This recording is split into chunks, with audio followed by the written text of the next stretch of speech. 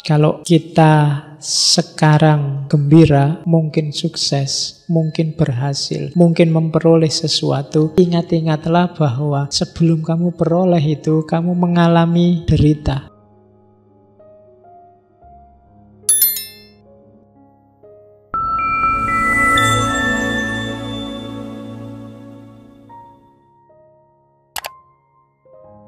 Assalamualaikum warahmatullahi wabarakatuh. Bismillah, mari kita lanjutkan ngaji kita. Berkasih-kasihanlah, namun jangan membelenggu cinta. Biarkan cinta itu bergerak senantiasa, bagaikan air hidup yang lincah mengalir antara pantai dua jiwa. Saling isilah piala minumanmu, tapi jangan minum dari satu piala. Saling bagilah rotimu, tapi jangan makan dari pinggan yang sama. Jadi, kalau kita sedang jatuh cinta, tidak boleh ada yang mendominasi atau didominasi. Apalagi kalau sudah kawin, perkawinan. Perkawinan itu bisa laki-laki dan perempuan, bisa guru sama muridnya, bisa dosen sama mahasiswanya, bisa takmir sama jamaahnya. Maksudnya bukan kawin-kawin itu. Kalau orang Buddha sering bilang, kita ketemu ini jodoh loh. Maksudnya bukan jodoh kok terus dikawini semua, enggak. Jadi dalam perkawinan itu, termasuk dosen sama mahasiswa, pemimpin sama yang dipimpin, presiden sama rakyatnya, salinglah berkasih sayang, cuma biarkan masing-masing dalam jati dirinya sendiri-sendiri. Jangan mendominasi, jangan mensubordinasi, jangan menjajah, jangan mengubah-ubah, memaksa-maksa. Biarkan sesuai dengan identitas. Berikan kasih sayang tanpa harus mengubah. Baik mengubah dia atau mengubah dirimu. Kalau masih ada mengubah aku atau mengubah dia, berarti masih ada negosiasi. Aku mau jadi pacarmu asal kamu berhenti ngerokok. Itu negosiasi, belum cinta beneran. Aku mau jadi pacarmu asal kamu pindah kos-kosan ke sini. Nah, itu juga negosiasi, mesti boleh enak itu. Nggak, biarkan masing-masing sesuai jati dirinya. Aku mau jadi istrimu kalau kamu pindah agama. Kalau pindah agamanya karena terpaksa, nilainya nggak ada. Berarti tidak dari kesadaran. Ya secara formal monggo, tapi secara etis nilainya tidak ada. Karena orang yang dipaksa itu tidak bisa dikasih nilai. Maling kok dipaksa, itu ya polisi ini sing dihukum yang maksa maling. Merkosa kok dipaksa juga nggak bisa kena hukum. Misalnya kamu habis merkosa terus ada polisi, oh saya dipaksa ya pak. Kalau nggak memperkosa saya dibunuh. Gimana? Kan itu nggak ada nilainya, meskipun perkosaannya sukses. Yaudah, kalau iya kan segala yang dipaksa itu tidak ada nilainya, termasuk agama. Kamu tidak harus senang-senang, wah gara-gara saya dia masuk Islam. Tapi kalau masuk Islamnya negosiasi, biar hanya untuk bisa kawin, ini tidak ada nilainya. Oke, bahkan bukan cinta. Wah, demi cintanya padaku dia mau ganti agama. Tidak, itu negosiasi. Belum cinta. Jadi saling beri minuman, tapi jangan minum dari cawan yang sama. Terus bernyanyi dan menarilah bersama dalam segala suka dan cita. Hanya biarkanlah masing-masing menghayati ketunggalannya. Tali rebana masing-masing punya hidup sendiri, walau lagu yang sama sedang menggetarkannya. Biarkan dia sesuai jalurnya. Biarkan yang piano bunyinya kayak piano. Biarkan yang Gitar bunyinya kayak gitar, tidak usah diseragamkan. Dari situ muncul keindahan. Kita Muslim sesama saudara, cuma yang NU saja, yang Muhammadiyah enggak. Tidak indah itu. Indah itu yang berbeda biarkan beda. Tapi bisa kompak. Lagu yang indah itu alat musiknya macam-macam, menghasilkan lagu yang enak. Kalau alat musiknya cuma satu, gong saja misalnya, semuanya harus gong, tidak enak. Paling suaranya dong, dong, dong gitu, tidak enak. Gitar saja juga tidak enak. Lebih enak ada gitarnya, ada biolonya, ada pianonya, ada gongnya, ada main bareng, kompak, cocok iramanya, indah. Kalau cuma satu nada, tidak indah. Itu rahasia dari ikhtilafu ummati rahmah. Macam-macam itu indah, membawa rahmat, menghasilkan kasih sayang. Kasih sayang itu kan aku di sini, kamu di situ, terus kita saling membagi kasih sayang. Kalau cuma satu ya ndak ada di situ, ndak ada di sini. Oke, terus berikan hatimu, namun jangan saling menguasakannya, sebab hanya tangan kehidupan yang akan mampu mencakupnya. Ini yang saya bilang, kita harus mencintai tapi tidak saling mengubah, tidak saling mendominasi.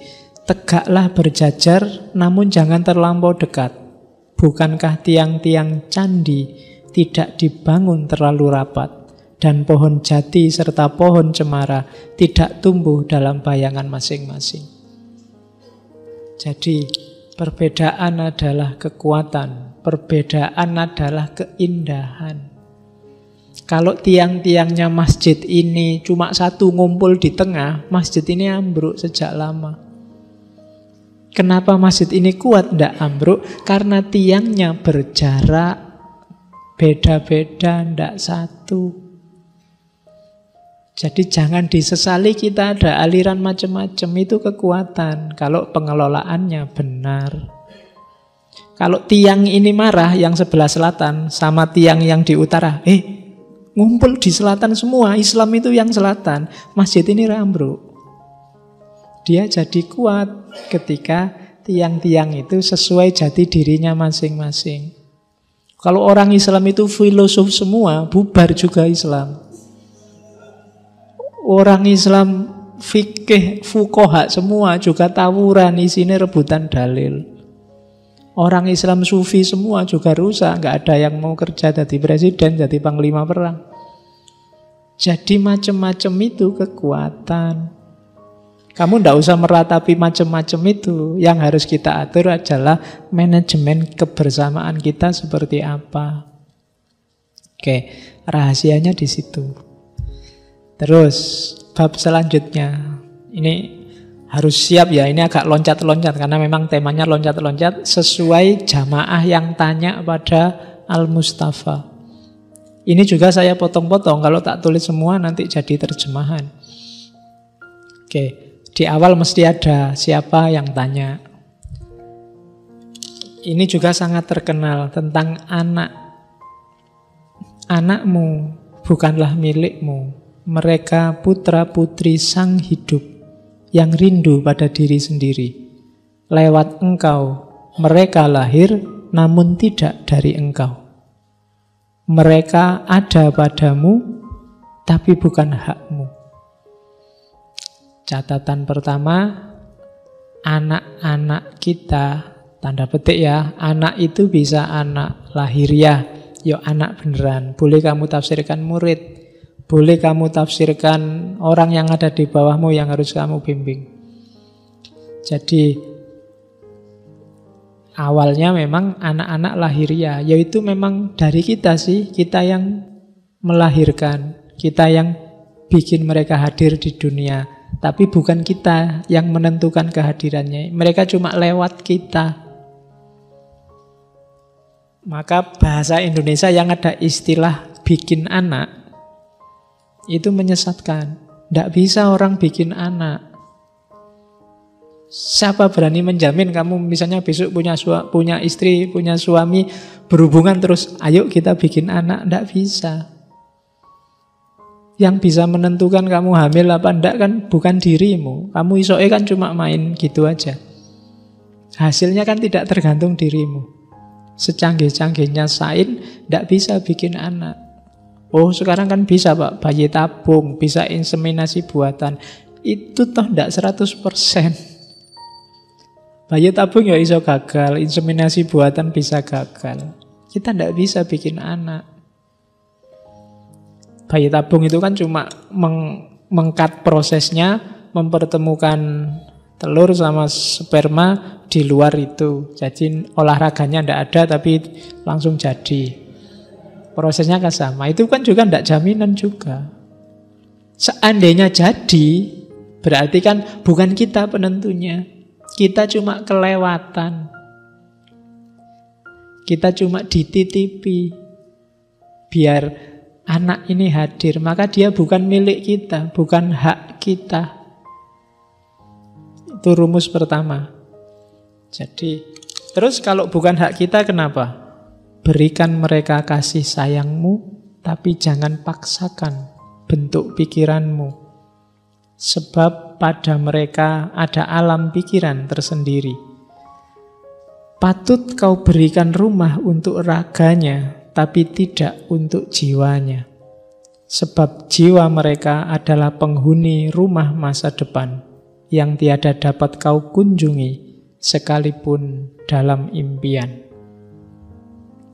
Jadi besok kalau kalian punya anak, ajarilah cara berpikir, ajarilah cara mengambil keputusan, beri wawasan sebanyak-banyaknya. Tapi jangan ngatur mereka mau jadi apa. Biarkan mereka sendiri yang milih. Mereka punya hak untuk hidupnya sendiri. Itu maunya Gibran.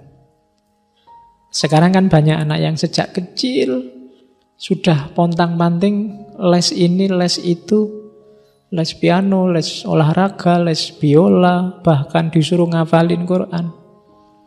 Bukan salah, cuma kalau ini lahir dari paksaan akan mencederai jiwanya.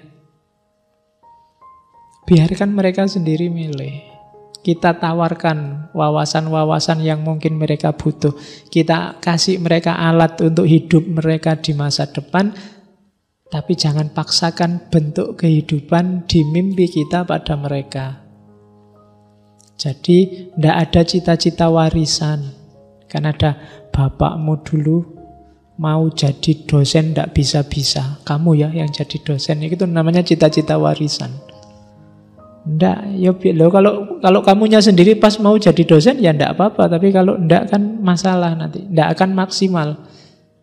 Kalau karirmu tidak sesuai pilihanmu, sama kayak kuliahmu sebenarnya kamu enggak mood, bukan jurusanmu, bukan yang kamu inginkan, jangan berharap kamu excellent di situ. Pilih sendiri hidupmu. Nah, ini enggak nyuruh pindah fakultas ya, itu.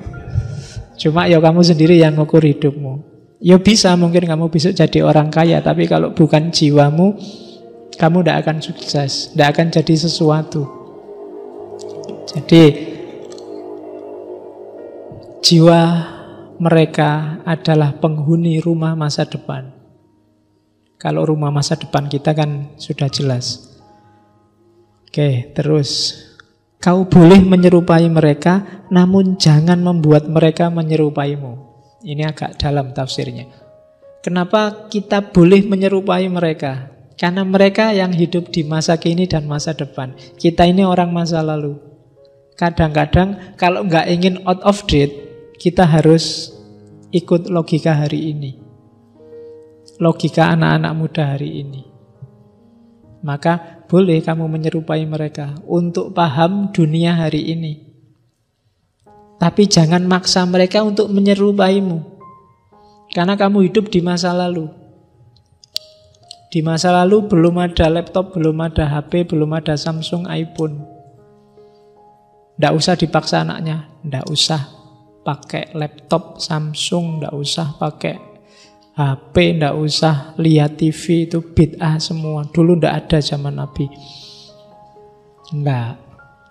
Jadi logika zaman, ya selain yang dogmatis-dogmatis, logika zaman dia punya alurnya sendiri. Kalau nggak ingin ketinggalan, ikuti logika hari ini. Maka kamu boleh menyerupai mereka. Oh, kalau nggak ngikuti logika hari ini, mungkin kita nggak bisa loh ngatasi. Cara ngomongnya aja anak SMP hari ini itu mungkin kamu nggak paham. Artis idolanya siapa? Kemudian yang dilihat di internet itu apa saja, gaya ngomongnya, wah, kamu mau coba SMS ya anak SMP itu, singkatan-singkatannya, oh pening kamu mesti. Ngalang-ngalahi sing mahasiswa. Nulis nanti aja NNT, KT, KTM, DMN, YACH, ngono yang macamnya susah. Ya kan? Jadi wes ikuti logika hari ini. Itu maunya Gibran. Karena kalau enggak, kamu enggak akan bisa ngontrol mereka. Mereka akan lepas. Maka kau boleh menyerupai mereka, namun jangan membuat mereka menyerupaimu. Sebab kehidupan tidak pernah berjalan mundur, pun tidak tenggelam di masa lampau. Kaulah busur dan anak-anakmu panah, anak panah yang meluncur. Jadi kita ini busur. Kita tarik anak panah itu, kita arahkan kemana, tapi begitu lepas, nggak bisa lagi kita ngatur dia akan nyampe mana. Jadi mereka punya pilihan sendiri. Kadang agak menceng sedikit kena angin, kadang agak muter, kadang yopas, kadang macam-macam. Jadi biarlah kita arahkan, tapi dia mau lepas kemana, silahkan, itu hak dia untuk milih. Terus makan dan minum. Ini masih banyak loh ya, 26. Oke, kamu siap-siap. Temanya loncat-loncat. Ini makanan dan minuman. Ketika engkau menyembelih ternak, makanan itu kan jenisnya cuma 2. Kalau enggak dari hewan, ya dari tumbuhan. Kalau benda kan enggak. Kita kan enggak makan batu, enggak makan kayu. Ketika engkau menyembelih ternak, kalau binatang mesti disembelih. Katakan padanya dalam hati, demi kekuasaan yang membunuhmu, aku pun akan dibunuhnya. Dan juga aku akan menjadi santapan alam raya, karena hukum yang menyerahkan aku ke dalam tanganku akan sekali waktu menyerahkan aku ke dalam tangan. Yang menyerahkan engkau ke dalam tanganku akan sekali waktu menyerahkan aku ke dalam tangan yang lebih kuasa. Jadi karena sunnatullah, hari ini kamu tak bunuh. Tapi besok sunnatullah juga, aku akan dimatikan oleh yang lebih kuasa. Jadi ini menghargai makhluk hidup. Jangan mentang-mentang kamu boleh menyembelih terus mbok sembelih sak kapoke. Pisaunya enggak tajam juga diesek-esek-esek. Enggak gitu, hargai juga. Makanya kalimatnya kan bagus. Kalau di kita disuruh bismillah. Kalau di Gibran, rasakanlah bahwa karena sunnatullah yang mengharuskan aku membunuhmu. Dan gak usah khawatir, besok pada saatnya juga aku akan dimatikan oleh yang punya kuasa atas diriku. Karena memang kan kalau di Quran ada ayat wasakhkhara lakumul bahra, dan alam semesta itu ditundukkan oleh Allah untuk manusia. Sebenarnya Allah yang kuasa, cuma demi manusia yang mau dikasih tanggung jawab, alam ini ditundukkan untuk kita, sehingga kita punya hak untuk menyembelih kambing, menyembelih kerbau. Dan gak usah loh, karena kemarin waktu korban ada tuh yang pengkritik yang agak lebay. Umat Islam itu pembantai. Apa salahnya kambing, apa salahnya kebu, kok dihabisi semua, apa salahnya sapi-sapi itu. Enggak. Jadi enggak ada salahnya memang. Cuma sunnatullahnya memang kerbau dan kambing itu disembelih untuk kita makan. Disiapkan Allah untuk kepentingan kita. Wong kambing sama sapinya enggak protes kok. Iya. Enggak apa-apa. Yang enggak boleh kan nyembelih temanmu sendiri. Kalau nyembelih sapi, nyembelih kambing, memang sunnatullahnya begitu. Tidak harus sedih, tidak masalah. Bahwa ada yang vegetarian, ya monggo itu urusanmu. Tapi jangan marah-marahi yang tidak vegetarian. Kalau kamu marah-marah kepada yang tidak vegetarianmu nggak sukses. Karena marah itu daya hewani. Hewan dalam dirimu belum wafat berarti, meskipun kamu makannya rumput sama tumbuh-tumbuhan. Oke.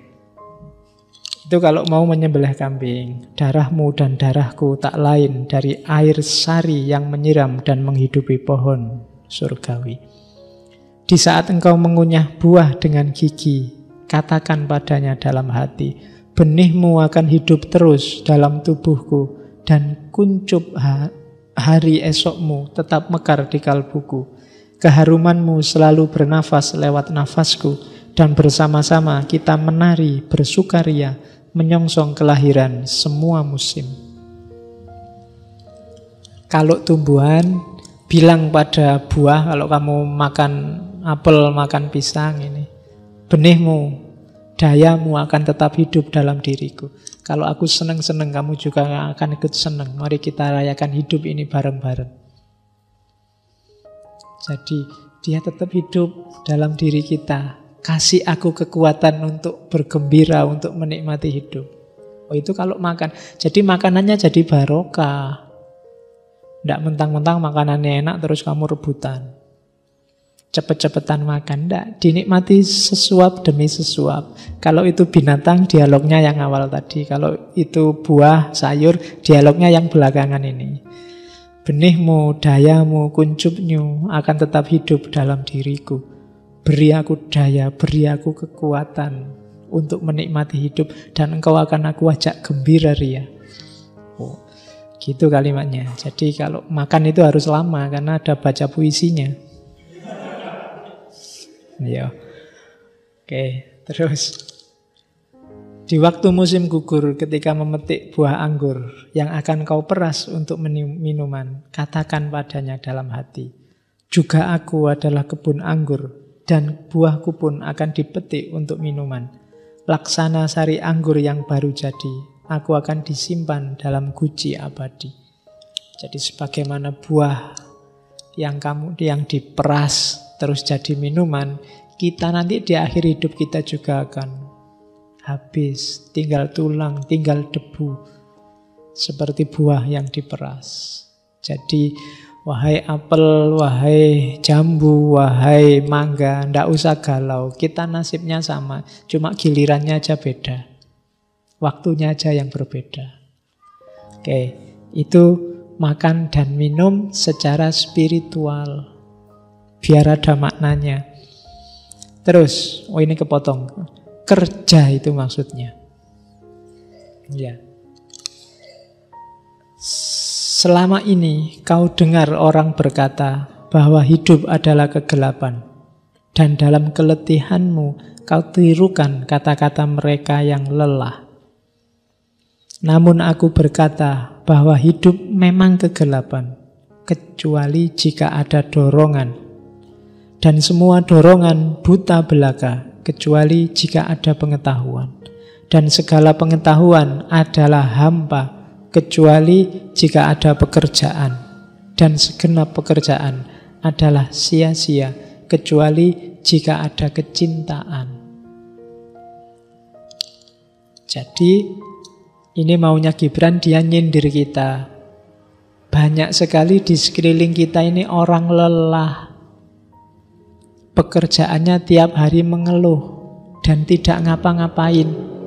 Sambat terus. Tidak pernah berusaha, tidak pernah bekerja. Katanya Gibran, ya mungkin keluhan mereka itu benar. Hidup ini memang penuh masalah, memang gelap. Tapi kan kita nggak boleh diam saja. Kita harus bergerak, harus ada yang mendorong kita untuk bergerak.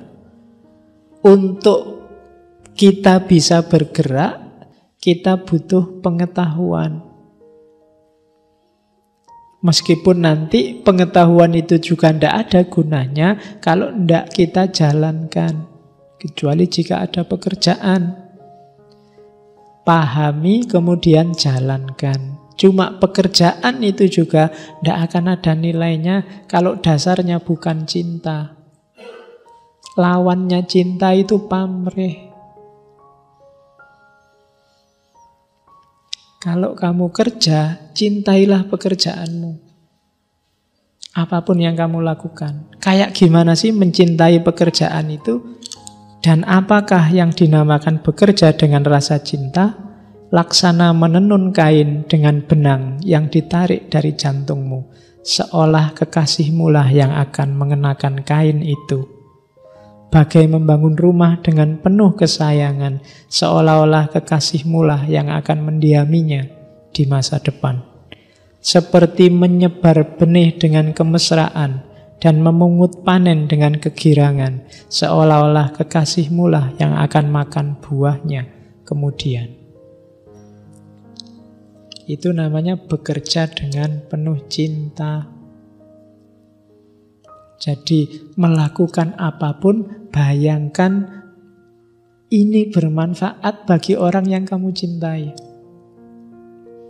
Kalau aku cinta padamu dan kamu cinta padaku, hujan-hujan, capek-capek kan juga tidak masalah. Karena kamu membayangkan, wah kasihan ya Pak Faiz nanti kalau nggak ada yang datang hujan-hujan nih. Aku juga bayangke, nih aku nggak datang kalian sudah di sini gimana? Itu namanya cinta. Nggak mikir dirinya sendiri. Padahal kan sing enak hujan-hujan itu kita di kamar ono selimut melungker, apalagi capek-capek. Tapi kan enggak, enggak usah mikir aku, kasihan yang lain. Itu namanya cinta. Bekerja apapun, modusnya semacam ini. Ada nilainya. Tapi kalau kamu kesini, tak neng masjid, duit entek, lumayan oleh kopi gratis. Itu pamrih, bukan cinta. Jadi, siapapun, kalau kamu menyebar benih, bayangkan yang akan panen adalah kekasihmu. Kalau kamu jahit baju, bayangkan yang make adalah kekasihmu. Kalau kamu ngajar, bayangkan yang kamu ajar adalah kekasihmu.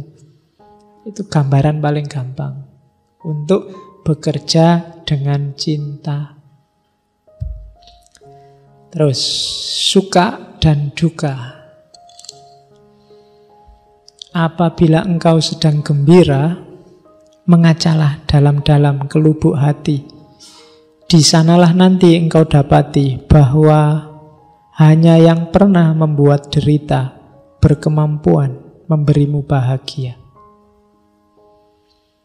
Kalau kita sekarang gembira, mungkin sukses, mungkin berhasil, mungkin memperoleh sesuatu, ingat-ingatlah bahwa sebelum kamu peroleh itu, kamu mengalami derita. Mungkin sekarang kamu gembira, lulus cum laude, tapi sebelumnya kan kamu mengalami derita luar biasa untuk belajar, untuk ke perpustakaan, untuk ingat-ingat. Mungkin kamu sekarang gembira luar biasa, pacarmu cakep sekali. Kamu dulu kan mengalami derita ketika kamu naksir, ngelirik, nembak, mati-matian lah pokoknya. Ada susahnya. Tidak ada gembira yang tanpa susah. Tidak ada bahagia yang tidak diawali dengan susah. Makanya orang Jawa punya rumus tirakat, agama punya rumus puasa. Kenapa? Susah dulu. Nanti di balik itu ada kegembiraan. Tapi kalau kamu senang-senang dulu, setelah itu ada kesedihan. Apabila engkau berduka cita, mengacalah lagi ke lubuk hati. Di sanalah pula engkau bakal menemui bahwa sesungguhnya engkau sedang menangisi sesuatu yang pernah engkau syukuri. Kalau kamu diputus pacarmu dan sekarang nangis, dulu waktu kamu jadian kamu bersyukur sekali dapat pacar. Kalau sekarang kamu sedih karena nggak lulus kuliah, karena sebelumnya kamu sudah seneng-seneng, yang lain belajar kamu bolos kuliah. Rumusnya pasti begitu. Kalau sekarang kamu susah, sebelumnya kamu sudah seneng memang. Kalau sekarang kamu seneng, sebelumnya kamu sudah mengalami susah. Ada yang bilang sukacita itu lebih besar dari duka cita. Yang lain berpandangan tidak, dukalah yang lebih besar dari suka. Tapi aku berkata padamu, keduanya tidak terpisahkan. Bersama-sama keduanya datang. Dan bila yang satu sendirian bertamu di meja makanmu, ingatlah selalu bahwa yang lain sedang ternyenyak di pembaringanmu. Jadi suka dan duka itu silih berganti dan dua sisi dari mata uang yang sama. Kedua-duanya tidak terpisahkan. Maka jangan galau, jangan berlebihan, jangan mudah terpengaruh oleh rasa suka dan rasa duka. Biasa saja. Kalau sedang seneng nggak usah terlalu wow. Kalau sedang sedih juga nggak usah terlalu galau. Ingat-ingatlah kalau kamu sedang seneng, ada sedih juga. Ingat-ingatlah kalau kamu sedang sedih, ada seneng juga. Itu sudah rumusnya hidup. Kalau yang satu sedang bertamu di meja makanmu, yang lain sedang tertidur. Pada saatnya dia akan bangun dan datang. Oke. Kadang-kadang yang semula sumber kesenangan pada akhirnya jadi sumber masalah, sumber kesedihan. Contohnya banyak, terus waktunya masih panjang. Ya, slide-nya. Kejahatan dan hukuman. Seringkali ku dengar engkau bicara tentang orang yang bersalah, seolah-olah dia bukan seorang kerabat, tapi asing bagimu. Seorang yang hadir di duniamu bagai duri pengganggu. Ini katanya Gibran, orang yang kita anggap jahat, orang yang kita anggap musuh, itu kan sering kita anggap seolah-olah mereka itu bukan manusia kayak kita. Seolah-olah mereka itu bukan orang yang bisa keliru, bisa salah. Kita anggap mereka sudah setan, kita anggap mereka sudah bukan manusia. Contohnya oke. Minta maaf aja nggak diterima, kudu salah. Nah, ada kan yang kayak gitu? Jadi katanya Gibran, sering loh saya dengar kayak gitu. Lah terus gimana? Katanya Gibran, sehelai daun pun tak dapat menguning tanpa sepengetahuan seluruh pohon, walau diam-diam. Demikian pula lah si salah, tak dapat berbuat salah tanpa keinginan nafsu sekalian manusia, walaupun terpendam. Kalau ada orang jahat, kalau ada orang salah, jangan dianggap itu andilnya dia sendiri. Lingkungannya, orang lain, masyarakatnya, cara berpikir hari ini, semuanya turut berpengaruh. Kenapa ada begal, kenapa ada maling, kenapa ada korupsi? Itu tidak cuma andilnya si korupsi, si begal. Gaya hidup hari ini kita semua, cara berpikir hari ini kita semua turut mempengaruhi. Kenapa orang mau korupsi? Ya karena mungkin hari ini kita semua tiap hari mikirnya hedonistik. Orang yang kaya kita hargai, orang yang uangnya banyak, yang mau ngasih sumbangan pada kita misalnya, kita puja-puja. Itu sama dengan logik semacam ini memungkinkan mereka untuk, kalau gitu segala cara biar aku jadi kaya dan dipuji orang lain. Kita ikut andil. Kita mendewakan kekayaan, maka banyak orang nyari jalan gimana caranya dia cepat kaya. Ya, kita jadikan harta itu penting, di mana-mana dianggap itu penting, sampai presidennya maling kemarin ndak apa-apa, yang penting mau balik ke separuh hasil malingnya. Itu kan logikanya tax amnesty. Ya, nah, ini yang bikin cara berpikir semua orang itu terpengaruh. Jadi jangan dikira kejahatan itu andilnya dia saja. Kenapa ada perkosaan? Ya mungkin tiap hari dia dipameri yang gitu-gitu di TV-TV, di internet-internet. Lah sasarannya ndak ada. Akhirnya lahirlah perkosaan. Kamu juga turut andil, salahmu kamu juga ikut-ikutan download, ikut-ikutan lihat, ikut-ikutan. Kadang-kadang ikut ngupload, ikut menyebarkan di WA, di Facebook ini. Ada video baru, kan sering gitu. Loh, itu kan kamu ikut andil sedikit atau banyak. Kalau menurut Hegel ada namanya akal dunia. Akal dunia ini ya modus berpikir orang seluruh dunia yang selalu bergerak sesuai zamannya. Akal dunia hari ini mungkin hedonistik, materialistik, sehingga kejahatan-kejahatannya semacam itu. Itu yang disindir oleh Gibran. Jangan dikira kalau ada orang salah, dia sendirian yang salah, bukan kita. Jangan-jangan kita ikut andil. Terus perhatikan, kita ini hidup bareng-bareng loh, laksana iringan-iringan. Kalian berjalan bersama menuju roh suci. Kita itu kan innalillahi wa inna ilaihi roji'un kalau di Islam. Kalian sebagai pejalan sekaligus merintis jalan itu sendiri. Dan apabila seseorang di antaramu sampai jatuh tersandung, kejatuhan itu demi kebaikan mereka yang di belakang. Apa kebaikannya bagi orang yang di belakang? Sebuah peringatan bahwa ada batu yang menghalangi. Jadi kalau ada orang salah, jangan dibenci sampai segitunya.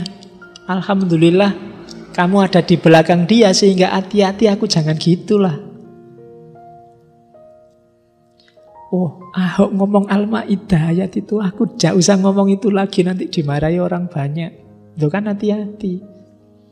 Ada pelajaran luar biasa dari orang yang salah bagi yang di belakang. Ya, bahkan dia pun telah tersungkur demi kebaikan yang berjalan di depan. Apa pelajaran bagi yang di depan? Karena meskipun mereka lebih tegap dan lebih mantap, namun telah alpa menyingkirkan batu perintang jalan.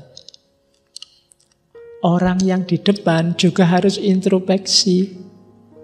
Harusnya dia di depan kan bisa menyingkirkan yang bisa nyandung-nyandung itu. Kok sampai ada orang kesandung, dia juga harus introspeksi, jangan kesusu nyalahkan. Harusnya ya ngasih tahu dulu rambu-rambunya. Hati-hati ya, jangan ngomong yang kayak gini-gini, karena ini sensitif bagi umat Islam.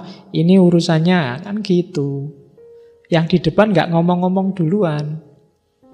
Itu kayak polisi ndelek, nunggu kamu salah. Begitu kamu salah, prit, lumayan. Nah, kita yang di depan itu berarti apa? Yang lebih ngerti, yang lebih paham, yang posisinya diikuti orang.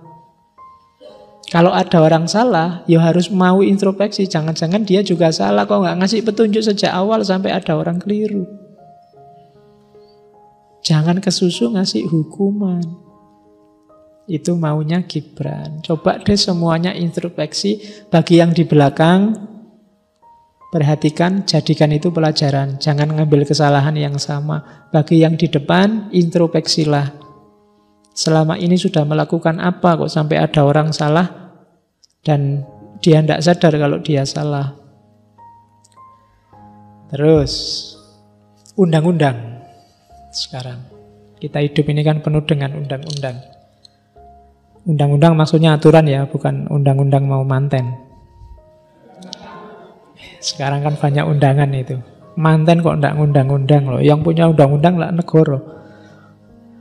Terus kalian, ini ada yang tak, biasanya kalimat awalnya itu ada orang datang, dia hakim terus tanya, wahai Al-Mustafa, gimana menurutmu undang-undang, aturan-aturan yang dibuat manusia? Kalian senang meletakkan perundang-undangan, namun lebih senang lagi melakukan pelanggaran. Bagaikan kanak-kanak yang asyik bermain di tepi pantai, yang penuh kesungguhan menyusun pasir menjadi menara, kemudian menghancurkannya sendiri sambil gelak tertawa ria. Jadi ini sindirannya Al-Mustafa. Kita itu senang sekali bikin undang-undang dalam rangka apa? Untuk dilanggar. Kalau ada yang melanggar terus kita senang. Wah, lumayan ada yang melanggar ini.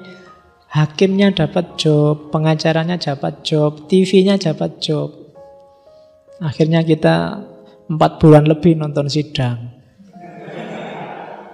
Ya kan? Kita kayak anak kecil. Undang-undang diproduksi terus. Tapi tidak meningkatkan harkat martabat hidup kita. Kita kayak anak kecil yang bikin pasir di tepi pantai. Kalau pasirnya runtuh kita seneng, melanggar. Kita bikin perda-perda.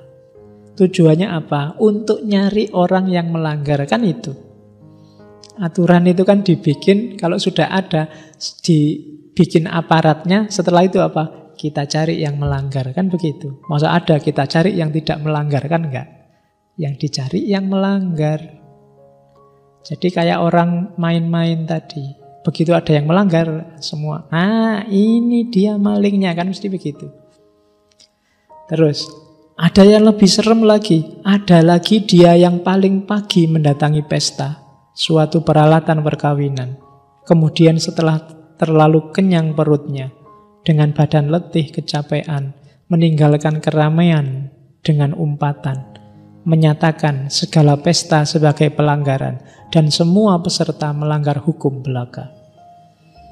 Ini kayak orang sudah seneng-seneng, dia sudah puas, terus bikin aturan nggak boleh seneng-seneng lagi. Itu banyak yang kayak gitu. Karena dia sudah pol, korupsi wis entuk oke, bikin aturan anti korupsi. Ada yang kayak gitu. Karena dia sudah puas dengan sesuatu, karena puas terus dia bikin aturan biar orang tidak merasakan puas yang sama seperti dirinya. Ini lebih sadis lagi. Dalam konteks itulah sering undang-undang dibikin oleh yang punya kuasa, bikin undang-undang. Segala aturan dibikin. Kenapa kok Pak RT bikin aturan apel itu paling malam sampai jam 10 aja ya? Kalau memang pertimbangannya gawat, kalau di atas jam 10 anak-anak ini kan nafsunya masih besar, tidak apa-apa. Tapi kalau pertimbangannya Pak RT-nya bilang, alah aku kan wis nikah, ora butuh apel. Nah ini kayak ini. Jadi kayak contohnya orang yang sudah puas ikut. Padahal Pak RT waktu pacaran dulu mungkin lebih ganas daripada yang sekarang itu. Nah, itu karena dia sudah puas, sekarang bikin aturan. Jangan sampai lebih jam 10. Itu mungkin kalau kamu tanya, kenapa sih Pak RT?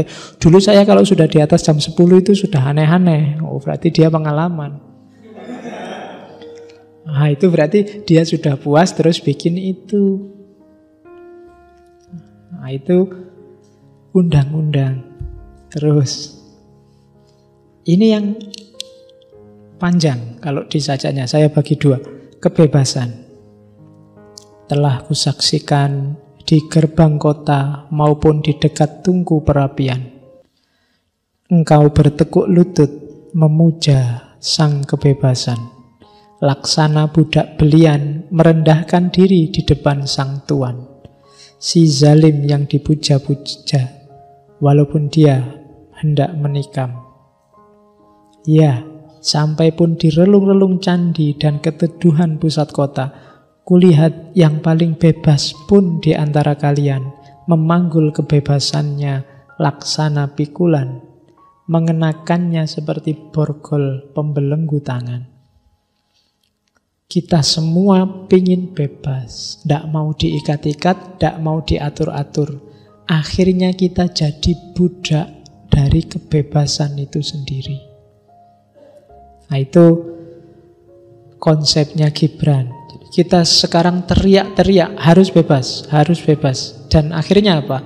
Kalau tidak hati-hati, kebebasan itu jadi belenggu kita sendiri. Jadi bebas itu jangan ditanya bagaimana. Begitu kamu tanya bagaimana bebas itu, kamu saat itu juga sedang terikat. Kalau kamu tak tanya, Mas, mahasiswa yang bebas itu gimana? Mahasiswa bebas itu Pak, kalau dosennya nyuruh tidak usah dikerjain. Kalau kuliah tidak harus full 100% absennya. Tidak usah sering-sering ke perpus, tidak usah terus begitu. Kamu akan terikat oleh ini. Janjinya kamu mau masuk kuliah. Enggak, kan aku bebas. Bolos no harusnya. Akhirnya apa? Konsep kebebasanmu ini mengikatmu sendiri. Jadi kebalikannya malahan. Jadi hati-hati. Bebas itu ketika kamu konsepkan, kamu tanyakan manifestasinya, saat itu juga begitu kamu bisa jawab, bebas itu seperti ini, dia akan jadi belenggumu. Bebas itu kalau kita revolusi mengkritik pemerintah. Itu namanya bebas. Ya saat itu juga kamu diikat oleh konsep ini. Kamu dibelenggu oleh konsep kebebasan ini. Hatiku menitikkan darah di dalam dada karena aku tahu bahwa kau hanya bebas sepenuhnya apabila engkau dapat menyadari bahwa keinginan bebas pun merupakan sebentuk belenggu bagi jiwamu. Jadi aku ingin bebas, apa-apa ingin bebas. Wong keinginanmu dok ini ya jadi belenggu. Kemana-mana kamu akhirnya, pokoknya bebas itu tidak mau diatur. Ya jadi belenggu.